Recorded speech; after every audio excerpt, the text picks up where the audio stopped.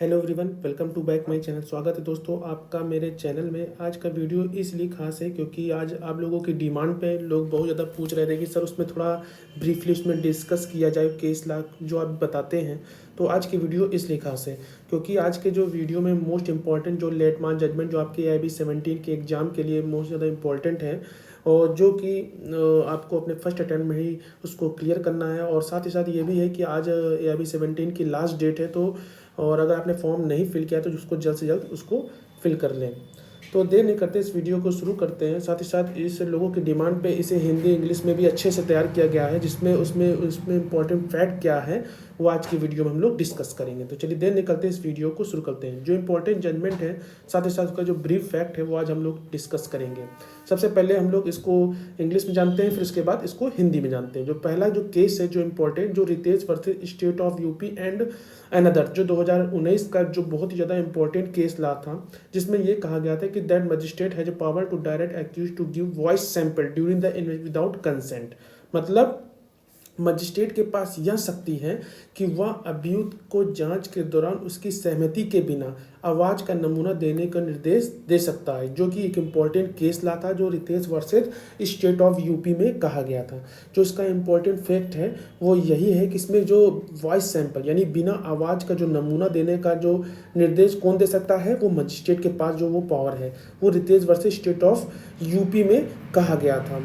तो इसको आपको नोट कर लेना है। जो दूसरा इंपॉर्टेंट केस ला है वो Sheela versus state of Maharashtra, जो 1983 का मोस्ट इंपॉर्टेंट लैंडमार्क जजमेंट था, जिसको बहुत ज़्यादा सुर्खियों में भी रहा, जिसमें सुप्रीम कोर्ट ने यह कहा कि जो कोई भी that accuse person must be inform by the magistrate about his right to medical examination. Supreme court ने यह कहा कि जो आरोपी पर्सन होता है उसको ये मजिस्ट्रेट द्वारा उसको इन्फॉर्म किया जाना चाहिए कि उसका जो मेडिकल एग्जामिनर है उसका जो अधिकार है उसको कराया जाना चाहिए। ये सुप्रीम कोर्ट का एक इंपॉर्टेंट केस ला था जो Sheela versus state of Maharashtra में कहा गया। जो next case important case law है जो लैंडमार्क जजमेंट है वो केस थर्ड है, जिसे कहा गया जो कि एक इंपॉर्टेंट लीगल मैक्सिम पर आधारित है। पैसिव इंथुसिया is permitted in certain case. निष्क्रिय इच्छा मृत्यु की अनुमति कतिपय मामलों में दी जाती है। यह निम्न में से किस आधारित किया गया था? तो ये जो इसका इंपॉर्टेंट केस था वो अरुणा रामचंद्र बरसानबाग बनाम वर्सेस यूनियन ऑफ इंडिया में कहा गया था।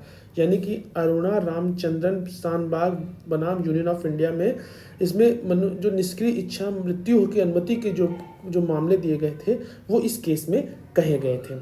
जो नेक्स्ट इंपॉर्टेंट केस ला है जो केस नंबर 4 है, उसमें यह बताया गया सी मुनियप्पन बनाम तमिलनाडु राज्य। इसमें क्या बात किया गया? इसमें यह बात कहा गया कि दंड प्रक्रिया संहिता 1973 की धारा जो है वो 195 के प्रावधान आज्ञापक हैं, ठीक है, और साथ ही उसका अनुपालन अभियोजन और सभी अन्य परिणामिक आदेशों को प्रारंभ करने में करेगा। यानी कि CRPC की जो धारा सेक्शन 195 पे आधारित है, जिसमें non compliance it would be initiate prosecution and all other consequent order पे डिस्कस किया गया था। जो सेक्शन 195 जो CRPC की धारा थी। तो अब हम लोग बात करते हैं जो नेक्स्ट इंपॉर्टेंट केस ला है, जो केस बहुत ज़्यादा सुर्खियों में था, जिससे आपको उसको नोट डाउन कर लेना है। मोस्ट इम्पॉर्टेंट इसको नोट कर लेना है क्योंकि ये इस तरह के जो केस ला हैं जो सुर्खियों में रहते हैं लैंडमार्क, वो हमेशा पूछे आते हैं। तो ये एक प्रकार से लीडिंग केस था जिसको हम लोग लिव एंड रिलेशनशिप के मामले में जो जानते हैं कि लिव रिलेशन काफ़ी ज़्यादा मामला आया, तो उसमें जो शादी थी क्या वो वैलिड की गई कि नहीं, वो इस केस पे आधारित था।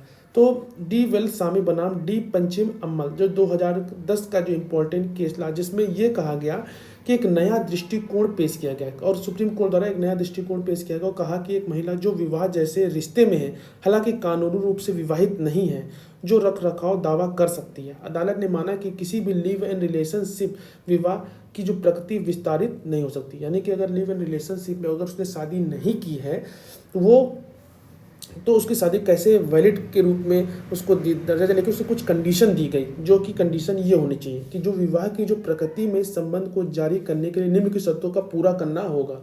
ठीक है। अगर वो विवाह की प्रकृति में वो चाहते हैं कोई रिलेशनशिप में रहें, तो उनको इस जो उनकी जो शर्तें उसको इस सब में पूरा करना होगा। पहला जो है, जोड़ों को पति पत्नी के रूप में खुद को समाज के सामने रखना चाहिए। उन्हें शादी करने के लिए कानूनी उम्र का होना चाहिए। और तीसरा जो है, उन्हें कानूनी विवाह में प्रवेश करने के अन्यथा योग्य होना चाहिए। उन्होंने स्वेच्छा से एक महत्वपूर्ण अवधि के लिए सहवास किया होगा। तो ये जो कंडीशन थी वो इस केस लॉ में कैद, जिसमें लिव इन रिलेशनशिप हो या शादी जैसा रिश्ता हो। तो ये डी वेल्सामी बनाम डी पंचवल 2010 के केस लॉ में कहा गया था। तो इस तरह के जो इम्पोर्टेंट केस लॉ हैं इसको आपको नोट कर लेना है। बस ये जान लेना है कि इस केस लॉ में किससे रिलेटेड था। तो साथ ही साथ आज के वीडियो में जो मैंने आपको बताया, इसको आप अच्छे से प्रॉपर इसकी नोट्स बना लें। और इसको जो कि हिंदी इंग्लिश दोनों में है, आप लोगों की डिमांड पे था, इसलिए मैंने इसको अच्छे आपके सामने प्रस्तुत किया।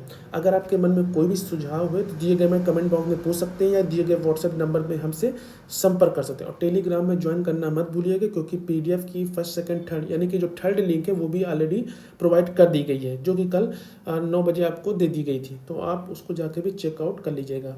और चैनल में बने रहिएगा, क्योंकि अब इसी से रिलेटेड और भी वीडियो आने वाले, जो इम्पोर्टेंट लैंडमार्क जो आपके लिए महत्वपूर्ण है, जो हिंदी इंग्लिश दोनों में उपलब्ध होगा। तो आशा करती वीडियो आपको अच्छा लगा होगा। तब तक के लिए मिलते हैं नेक्स्ट वीडियो। तब तक के लिए धन्यवाद।